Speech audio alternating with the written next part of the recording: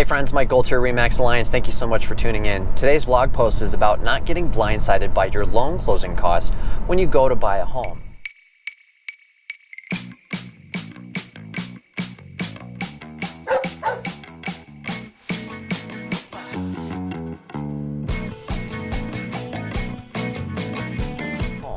Now, your closing costs are usually divided into two major buckets, the first one being your down payment. And because down payments can come in all different shapes and sizes, we won't go into too much detail about that. But usually your down payment can be as little as $0 down if you're utilizing a VA loan if you're in the military, or an FHA loan that's tied to some sort of down payment gift program. But usually FHA loans typically require as little as 3.5% down.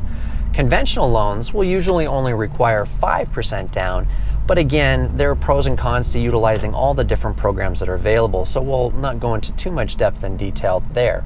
But again, the first part of your closing cost is going to be your down payment. The next part is going to be your loan closing costs. Your loan closing costs is then divided into two groups.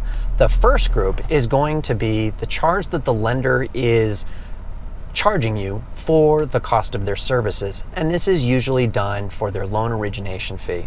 The loan origination fee can be quoted and a little bit hard to understand because one lender may charge a 0.5% and another lender may be charging a full percent, but usually the difference in percentage is tied to the interest rate that they're quoting you.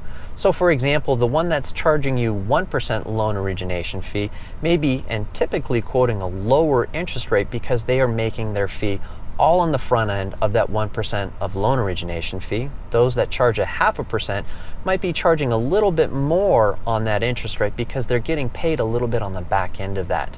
So again, always a good idea to take a look at what the loan origination fee is in relation to the interest rate. The next set of fees that you'll pay are the fees that the lender will have to pay either to third parties or just the natural process of the business. Whether it's an appraisal fee, an underwriting fee, the title report fee, credit report fee, as you can see that there's a lot of fees that is typically required in order to get a loan done. Now the next set of your loan closing costs are going to be your escrows and prepaids. Escrows and prepaids are going to be impound accounts for your taxes and insurance when buying a single family home.